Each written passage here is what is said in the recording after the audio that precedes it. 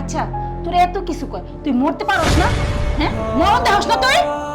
ওকে নিয়ে কত স্বপ্ন ছিল আমার। অনেক হয়েছে বাবা, আর একটা কথাও না।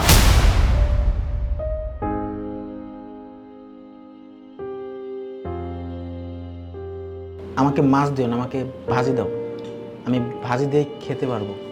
কেন? রাজপুত্রকে একটা মাছ দাও, রাজপুত্র বলে কথা। হ্যাঁ, দাও দাও।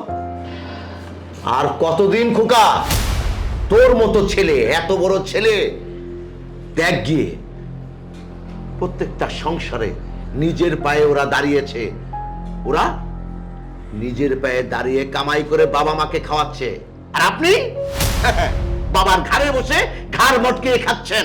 খান খান খান। হয়েছে তো, খাইতে দেও না। আর কতদিন খাইবো? যখন তুমি মইরা যাইবা তখন তো খাইতেও পাইবো না। আহ মা বাবা, আমরা খাওয়ার টেবিলে বসে এত কথা না বলি, চুপচাপ খাই না। বলতে হয়, বলতে হয়, আমার দুঃখ হয়।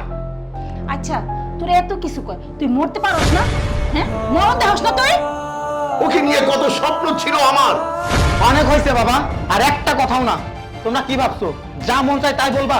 তোমরা আমার সঙ্গে যে ব্যবহার করে, একটা কুকুরের সঙ্গেও কেউ এই ব্যবহার করে না। কুকুরকেও খেতে দিলে ভালোবেসে খেতে দেয়, আর তোমরা খাওয়ার টেবিলে আমাকে বসে এই কথা বলতেছো। আর মা, তুমি তো আমার মা, আমাকে খাইতে দিও, তুমি মৃত্যু কামনা করছো যে তুই মরস না? তোমাকে মা ভাবতে আমার লজ্জা লাগতেছে। আমি কি ইচ্ছা করে বেকার থাকি? আমি কি ইচ্ছা করে বেকার? আমার বাবার বৃদ্ধা বয়সে তার হাতে লাঠি হতে, কিন্তু আমি পারি না বাবা।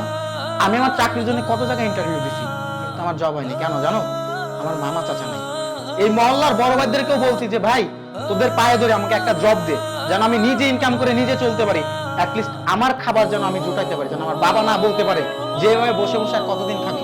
তুমি কি ভাবছো তুমি এই কথাগুলো প্রতিদিন বলো খাবার টেবিলে, আমার ভিতরে ভাত যায় না? আমার গলা দিয়ে ভাত নামে না বাবা। প্রতিদিন আমিও কান্না করি, কিন্তু তোমাদের চোখের আড়ালে, সেটা হয় ঘরে। বুঝতে পারছো? আসলে কি জানো, কোনো ছেলে যদি ডিপ্রেশনে থাকে না, তাকে বোঝানো উচিত যে বাবা ডিপ্রেশনে থাকিস না, তাকে সাপোর্ট করা উচিত। কিন্তু তোমরা সেটা করো না। তোমাদের মতো অনেক বাবা মাই সেই সাপোর্টটা করে না। তোমাদের মতো বাবা মা না, সেটা কখনোই বোঝো না। যখন সেই ছেলেটা ডিপ্রেশনে থাকে না, সুইসাইড করতে ইচ্ছা করে, কিন্তু কেন করে না জানো? আত্মহত্যা মহাপাপ। নিজেকে কাপুরুষ মনে হয়, এই কারণেই সুইসাইড করে না। এই সময়টা না তোমাদের সাপোর্ট করা উচিত, এইভাবে অপমান করা না। তোমরা যদি সাপোর্ট করো না, আমি অবশ্যই ভালো কিছু করতাম, হয়তো বা সেটা 2 দিন আগে বা 2 দিন পরে। তোমরা আমার মনটাই নষ্ট করে দিলে। খাও তুমি। বাবা, ভাইয়া তো ঠিকই বলেছে। আমরা কোনোদিনও ভাইয়ার মনটা বুঝতে চাইনি, সবসময় তাকেই দোষ দিয়েছি। আসলে দোষটা ভাইয়া না, দোষ হচ্ছে এই সমাজের। আমরা কোনোদিন তাকে সাপোর্ট না করে উল্টা তার সঙ্গে আরো খারাপ আচরণ করেছি। আমাদের দরকার ছিল তাকে সাপোর্ট করা। তুমি যেভাবে বলতে পারো, আমি তোর এভাবে বলতে পারি না। তারপর আজকে তোমার কথায় রাগ করে মরে বইরা ফেললাম যে মরতে পারিস না।